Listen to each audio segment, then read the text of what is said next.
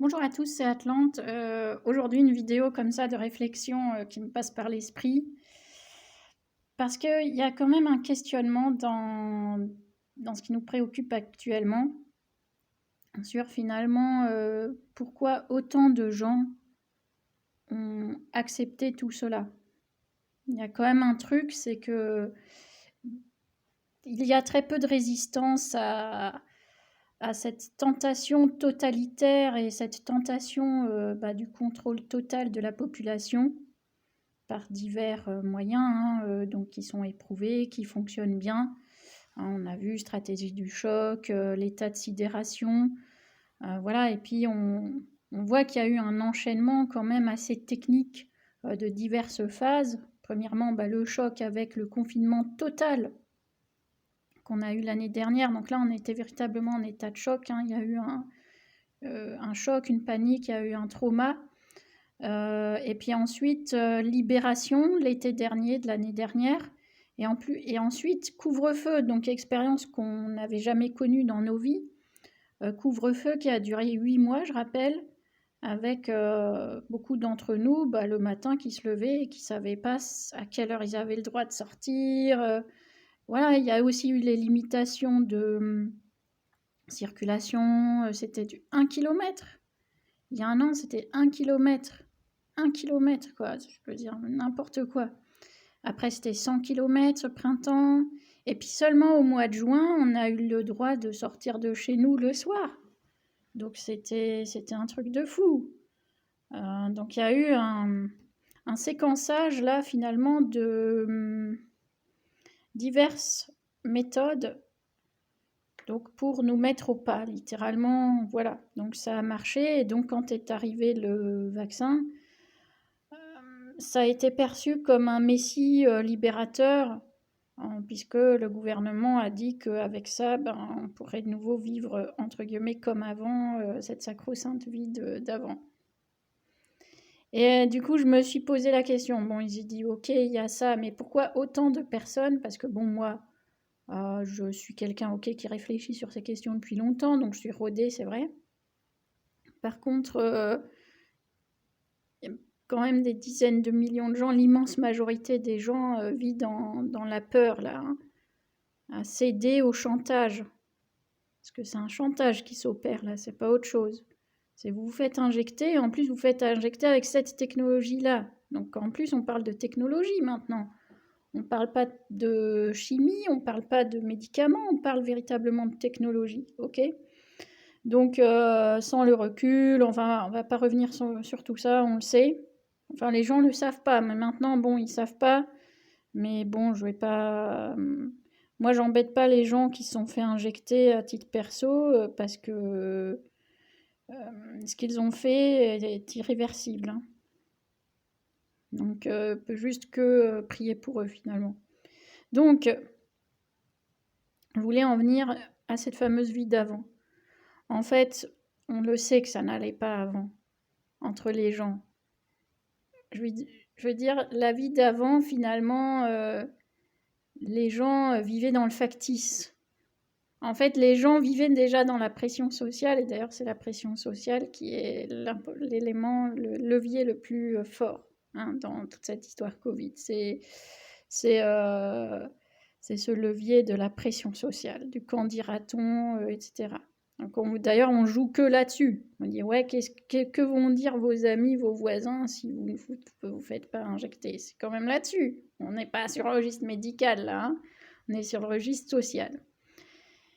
Et quand on est sur le registre social, on est toujours sur le registre politique en vérité. Bon, et du coup, je me disais, mais tous ces gens, moi je les observais déjà, je les observe depuis mon plus jeune âge, je les observais déjà à la crèche pour vous dire l'expérience. Et tous ces gens, en fait, je me suis toujours dit, ils vivent dans le faux. Ils se marient.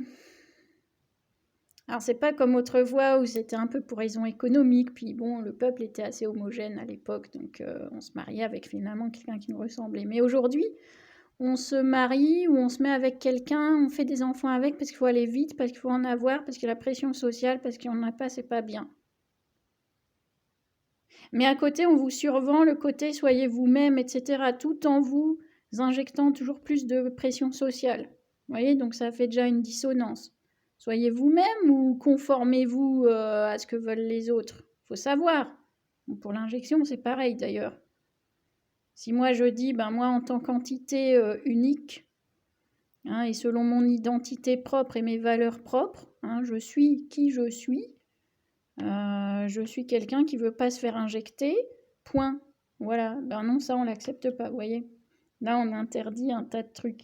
C'est comme autrefois de dire quelqu'un qui s'habille comme un hurluberlu, on lui ouvre pas la porte du bal ou que sais-je, voilà. Ok, bon. Donc où est-ce que je veux en venir? C'est que en fait, les gens vivaient déjà dans le conformisme social, et quand on est dans le conformisme social, dans une certaine mesure, eh bien, c'est qu'on joue un rôle social. Et un rôle social, en fait, c'est qu'on joue un rôle de comédien, un rôle d'acteur. Et en fait, les gens, voilà, ils se marient avec des personnes qu'ils n'aiment pas, qu'ils ne connaissent pas même. Ça arrive à plein de gens. Pourquoi ils divorcent au bout de 30 ans? Parce que quand ils se retrouvent à la retraite, ils se rendent compte avec qui ils sont mariés, ils ne connaissaient pas cette personne, et en fait, cette personne ne leur plaît pas, elle ne leur convient pas. Donc, ils étaient dans le mensonge. En général, le drame du divorce, c'est avant tout le drame du mensonge. Ils vivaient dans le mensonge. Ensuite, ils font des enfants parce qu'il faut en faire, ok. Mais est-ce qu'ils aiment leurs enfants? Ils ne les éduquent pas. Si on n'éduque pas ses enfants, est-ce que véritablement on peut dire qu'on les aime? Ou est-ce qu'on focalise sur eux? Est-ce qu'on calque sur eux des névroses et des envies propres, autocentrées, personnelles sur eux, hein? Donc là aussi, on est dans le faux, on est dans les faux sentiments. Ensuite, j'ai déjà observé au restaurant des tablés d'amis. Alors, on me dit, ah chouette, qu'est-ce que c'est bien ça d'avoir des tablés d'amis. Et en fait, moi qui étais avec une, deux ou trois personnes, on était dans des conversations voilà, non-stop, et puis j'observais la tablée à côté, ça parlait pas. Donc oui, les gens, ils ont des soirées, ils sont ensemble, physiquement, pour la photo. Et en fait, quand vous regardez, ils n'ont rien à se dire, les mecs. Il n'y a aucune profondeur, il n'y a pas de partage, il n'y a rien. Ils partagent l'instant, mais ils ne partagent pas la signification de l'instant, et ils ne partagent pas des choses essentielles, profondes, humaines entre eux, finalement. Ils partagent juste le fait d'être côte à côte à ce moment-là, mais... Voilà, alors il y a même des amitiés comme ça qui sont très fidèles, donc c'est bien, mais on se rend compte que c'est de la façade pure. C'est plus pour meubler qu'une véritable connexion intellectuelle ou voilà, sentimentale entre ces personnes-là. Donc ça aussi, c'est de la comédie, c'est du jeu d'acteur. Et puis alors là, le truc magistral, c'est quand même en entreprise, je veux dire, là, tout le monde fait semblant. Tout le monde fait semblant de savoir, tout le monde fait semblant d'être compétent. Les gens jouent un rôle. Alors là, l'entreprise, c'est carrément une scène de théâtre. C'est rien d'autre. Je veux dire, on entre en scène quand on entre dans son entreprise le matin. OK? Et on enfile un costume d'acteur, véritablement. D'ailleurs, en entreprise, là, c'est une scène de théâtre, tout le monde joue. Tout le monde joue, et donc plus que jamais, donc plusieurs heures par jour, par semaine, enfin un tiers de sa vie on joue. Et du coup, c'est pas étonnant que les gens élisent aussi un acteur, du coup, hein. Ils élisent un acteur à la tête du pays. Donc il y a des acteurs, puis il y a des figurants. Il y a une opposition figurante, il y a un gouvernement figurant, il y a une assemblée nationale figurante. Pareil, tout le monde fait semblant. Ça ramasse le fric, puis ça fait semblant. Puis il n'y a aucune profondeur, aucun travail, aucune profondeur, aucune vue, aucune velléité en fait. Ok, donc tout est en surface, tout est dans la superficialité, et tout est dans finalement la comédie. Et du coup, on en arrive là où on est, c'est-à-dire la perte de sens totale, avec plus personne qui n'est responsable de rien, avec plus personne qui va au fond des choses, qui cherche les causes, qui cherche à résoudre, qui cherche juste l'humanité des choses, qui est quand même d'aller chercher toujours ce qui est vrai. et d'aller chercher, ce qui est mieux, vous voyez? Donc là, tout le monde fait semblant. Donc on en arrive à la situation actuelle et du coup, quand on leur dit: «Il faut s'injecter pour pouvoir continuer à jouer la comédie», ben, ils le font parce qu'ils veulent rester dans le film. Mais ce film-là, ils l'ont pas écrit. Ils l'ont pas écrit, ils n'ont pas décidé du scénario, ils n'ont aucune prise dessus, ils sont juste des acteurs. OK, mais ils ont accepté d'être acteurs et du coup, ben, ils finiront comme des acteurs, c'est-à-dire le plus souvent, ben, déchus et puis, il y a quelques bons acteurs, puis il y a beaucoup de mauvais acteurs, quoi. Voilà. Donc tout ce théâtre-là est en train de s'écrouler. Ça changera rien parce que des scénaristes, il y en a pas beaucoup et de toute façon, quand on est quelqu'un de vrai, d'humain et d'intelligent, on n'a pas envie d'être ni un acteur ni un scénariste, hein. On n'a pas envie d'écrire un film, on a juste envie de vivre, c'est tout. En tant qu'humain, avec sa dignité d'humain, son intelligence d'humain, sa sincérité d'humain.